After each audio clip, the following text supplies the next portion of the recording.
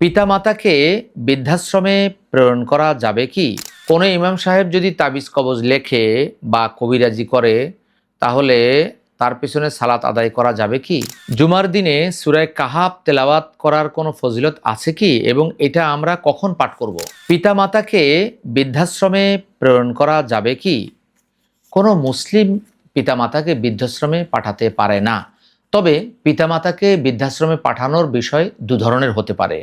যদি বিষয়টি এমন হয় যে কোনো ব্যক্তির একটি সন্তান রয়েছে, সন্তানটি ছেলে অথবা মেয়ে, ওই সন্তানটি নিজেও প্রতিবন্ধী অথবা সে হঠাৎ করে অ্যাক্সিডেন্টের কারণে প্রতিবন্ধী হয়ে গিয়েছে অথবা সে খুব অক্ষম, সে নিজেও ভিক্ষে করে খায়, মা বাবাকে চালানোর মতো কোনো ক্ষমতা নেই তার।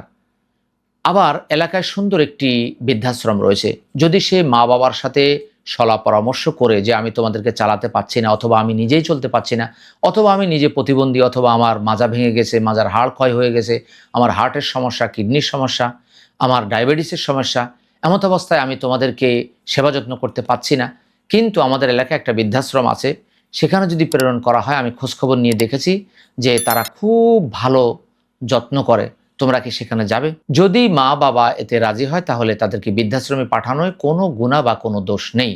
কিন্তু বিষয়টি যদি এমন হয় যে আমার সন্তানরা মা বাবা গেও কথা বলে, গেও ভাষায় কথা বলে, এজন্য আমার সন্তানরা খারাপ হয়ে যাবে, তাদের মাঝে আঞ্চলিকতার টান চলে আসবে, আমার স্ত্রী মা বাবার সাথে মাঝে মাঝে তর্ক করে, এতে আমার স্ত্রীর মান ছোট হয়ে যাচ্ছে, আমার মা বাবা দিন দিন অতিরিক্ত কথা বলছে, মা বাবা নানান ধরনের অবান্তর প্রশ্ন করছে, মা বাবা আমার স্ত্রীকে সন্দেহ করছে, আমার ছেলে মেয়েকে আদর করছে না, আমাকে সহায় সম্পত্তি লিখে দিচ্ছে না, এই জাতীয় ঠুনকো বিভিন্ন অভিযোগ করে কেউ যদি মা বাবাকে বৃদ্ধাশ্রমে পাঠায় অবশ্যই অবশ্যই তার কবিরা গুনাহ হবে। এই জন্য অবশ্যই আল্লাহর কাছে তাকে জবাবদিহি করতে হবে।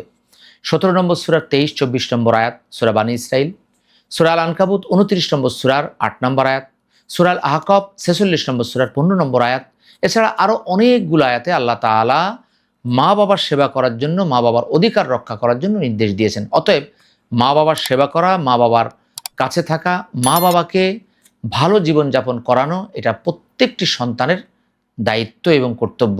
সেই দৃষ্টিকোণ থেকে মা বাবাকে বৃদ্ধাশ্রমে প্রেরণ করা যাবে না। আশা করি বিষয়টি অনুধাবন করতে পেরেছেন। কোনো ইমাম সাহেব যদি তাবিজ কবজ লেখে বা কবিরাজি করে তাহলে তার পেছনে সালাত আদায় করা যাবে কি?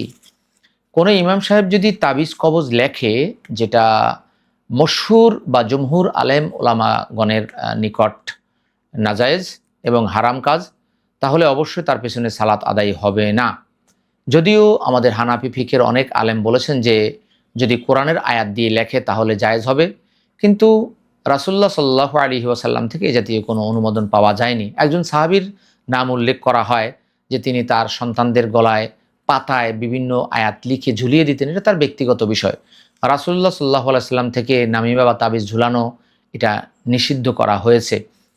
কবিরাজির বিষয়ে কেউ যদি ঝাড়ফুঁক দিয়ে কবিরাজি করে অথবা কোনো গাছের শিকড় দিয়ে বা গাছের লতা পাতা বেটে যদি কাউকে খাওয়ায়, এ দিয়ে যদি কবিরাজি করে তাতে কোনো সমস্যা নেই। অতএব তাবিজতি যদি কোরআনের আয়াত দিয়ে বা বিভিন্নভাবে লিখে করে সেটা নাজায়েজ, আর যদি বিভিন্ন গাছের ঔষধ বা ঝাড়ফুঁক করে তাহলে সেটা জায়েজ।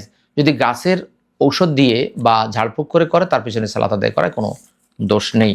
জুমার দিনে সূরা কাহাফ তেলাওয়াত করার কোনো ফজিলত আছে কি এবং এটা আমরা কখন পাঠ করব?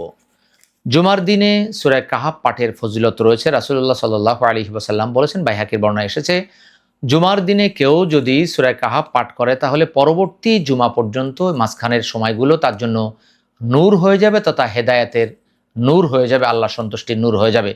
জুমার দিনে আমরা যে কোনো সময় তা পাঠ করতে পারি, চাইলে আমরা ফজরের সালাতেও পাঠ করতে পারি, অর্থাৎ পাঠের নির্ধারিত কোনো সময় নেই। বৃহস্পতিবারে যখন সূর্য ডুবে যায় তখন থেকে শুরু করে শুক্রবারের সূর্য ডুবা পর্যন্ত, অর্থাৎ এই 24 ঘন্টার ভিতরে যে কোনো সময় আমরা সূরা কাহাফ পাঠ করতে পারি অথবা সূরা কাহাফের প্রথম 10 আয়াত আমরা পাঠ করতে পারি। কুরআন সুন্নাহ ফাউন্ডেশন, কুরআন সুন্নাহ ফাউন্ডেশন।